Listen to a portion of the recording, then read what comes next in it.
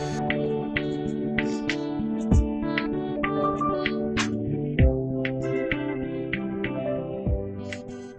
je vous suis, vous avez parlé des différences. Je vois beaucoup plus de points communs entre le christianisme et l'islam.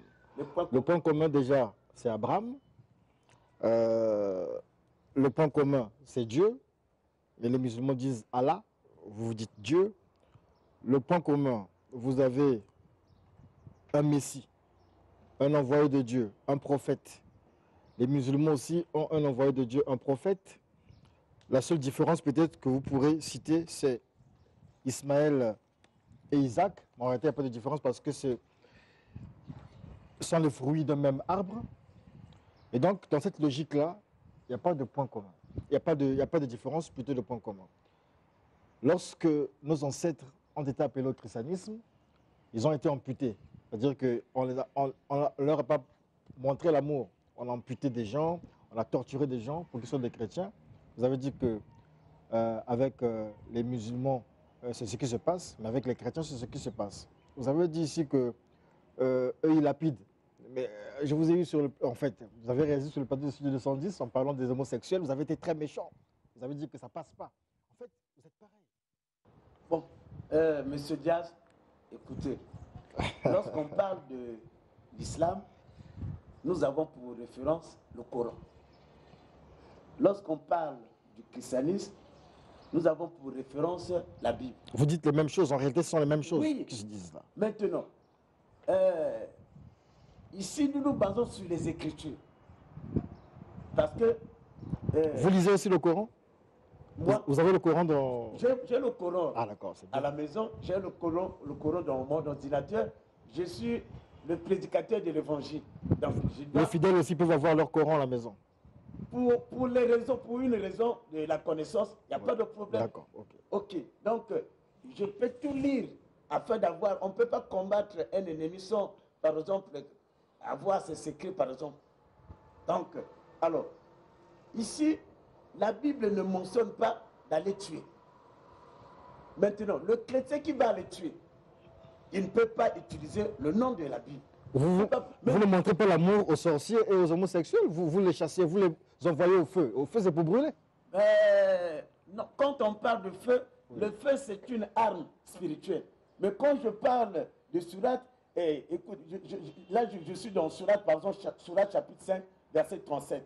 On nous dit, quelle est la récompense de ceux qui font la guerre à Allah? C'est écrit, quelle est la récompense?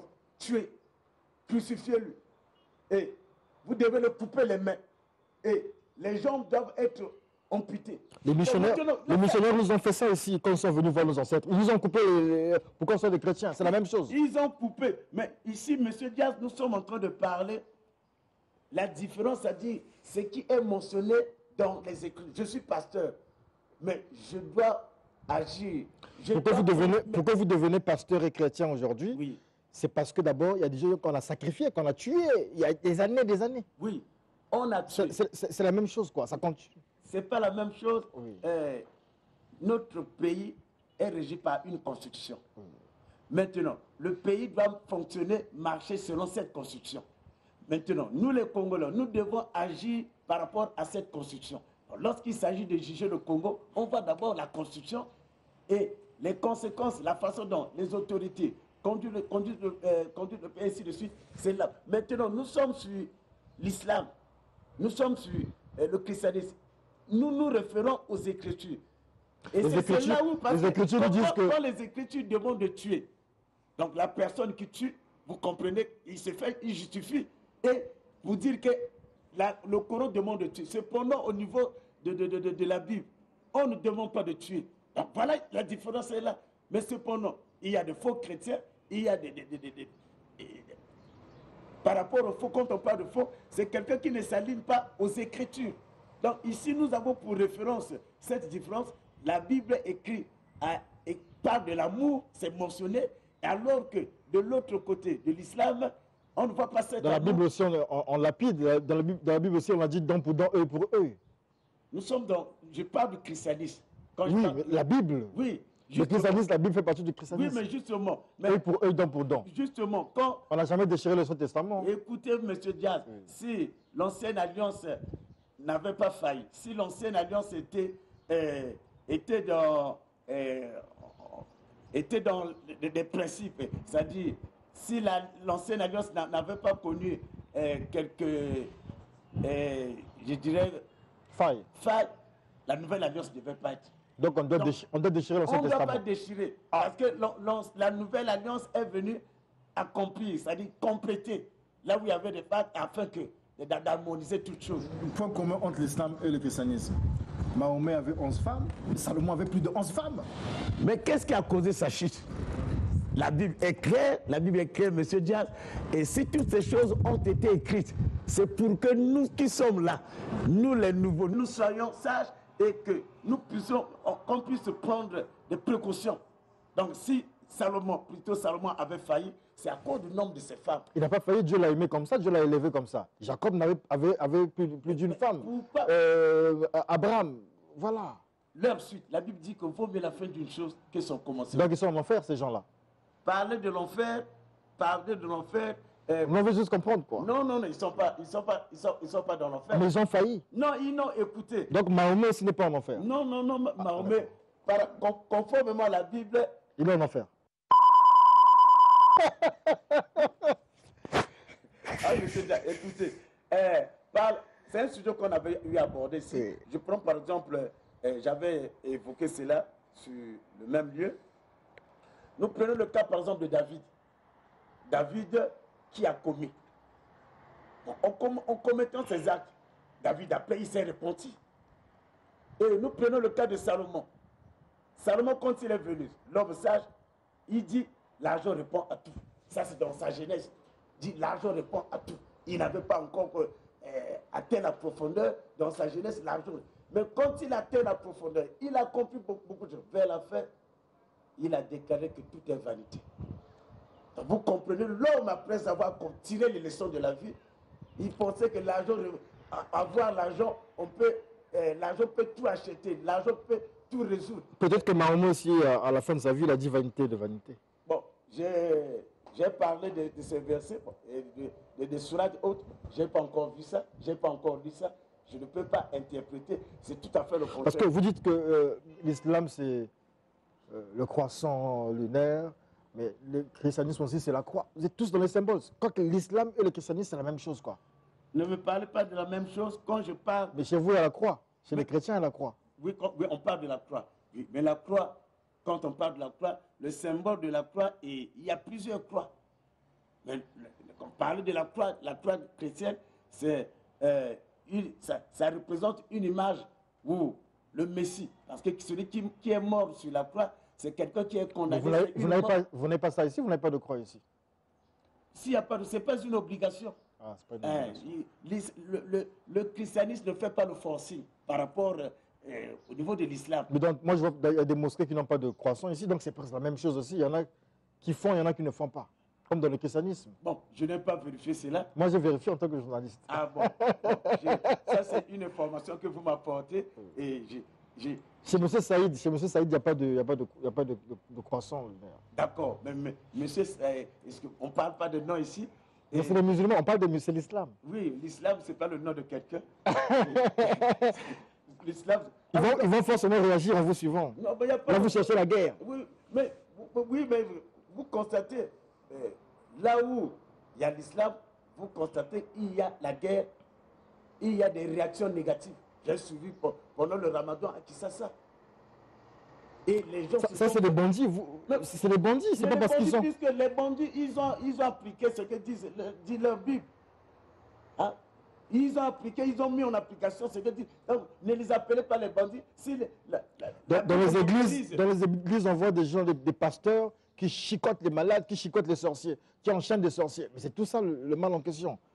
Il y a de faux pasteurs, il y a de vrais pasteurs. Ah, donc ça dit qu'il y a des faux musulmans et des vrais musulmans. On parle de faux par rapport à la Bible. Ici, la Bible qui autorise de tuer, de couper les mains. Mais quelqu'un qui tue, qui coupe les mains, tout ce qui se passe avec Boko Haram, c'est justifié. tout ce qui se passe avec les ACMI et autres, c'est justifié. Ils vont vous tendre le Coran.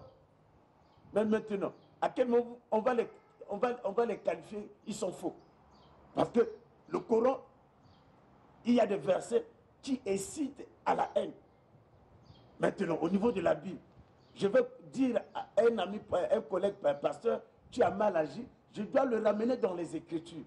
Les Écritures sont notre base. Donc la base de l'islam, c'est le Coran. Mais ici, nous constatons, c'est la haine. Le Coran incite à la haine. Et devons, c'est pour dire aux bien-aimés, nous devons faire excessivement très attention. Pourquoi? Parce qu'on peut venir vous prêcher un message donné, mais attention, le message qu'on va vous prêcher, parce qu'on vous a donné un sac de riz, parce qu'on vous a donné un sac de haricots. Mais attention, derrière ce sac de riz, quel est l'esprit qui se cache?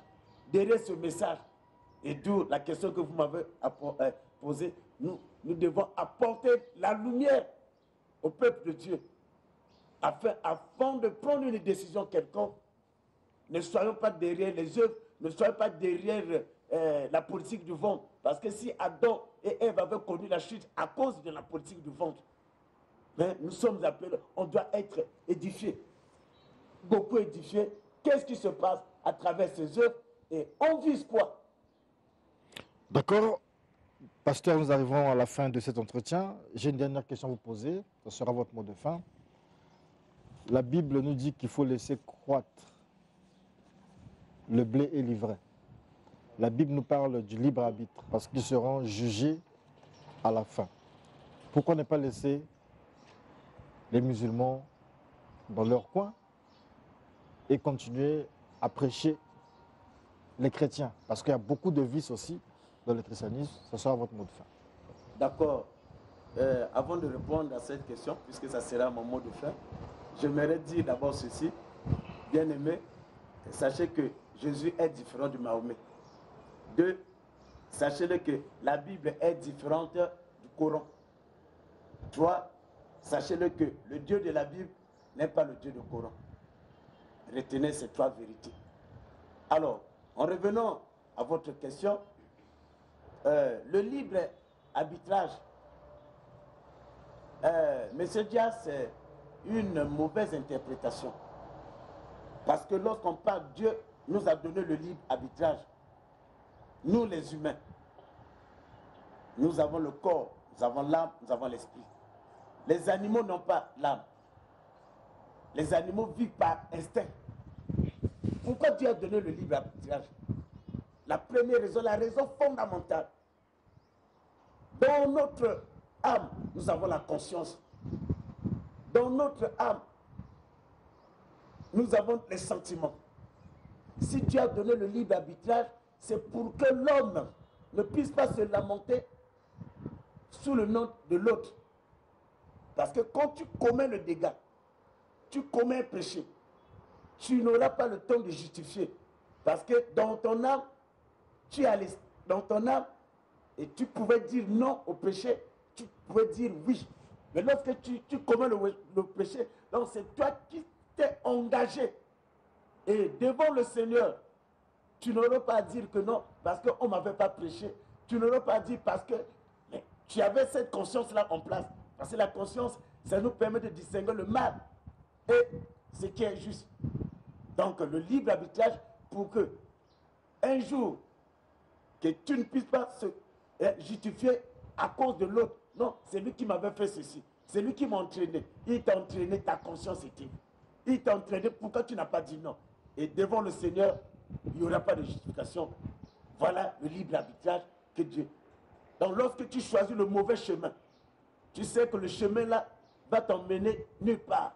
Tu sais que ce chemin que tu as emprunté est à l'encontre du Seigneur. Vas-y. Mais c'est la décision de ton âme. Tu es conscient. Et devant le Seigneur, tu ne vas pas dire que c'est l'autre qui m'a trompé. Voilà l'explication du libre arbitrage.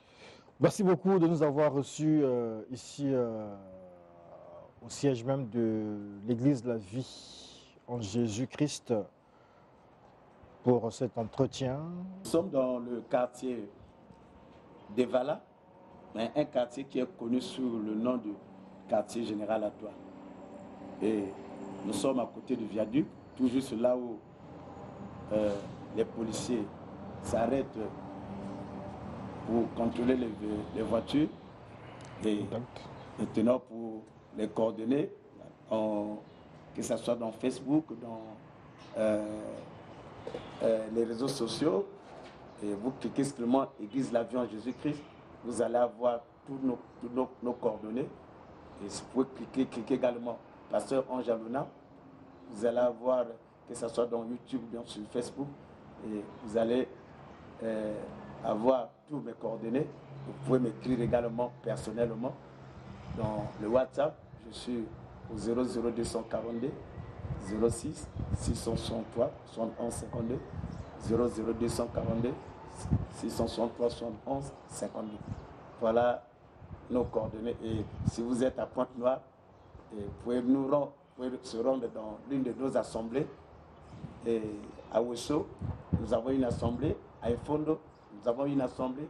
À Evo, nous avons une assemblée. À Brazza, si le quartier général est loin.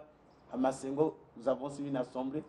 Vous qui me suivez depuis le Bénin, l'avion Jésus-Christ a eu une assemblée également au Bénin.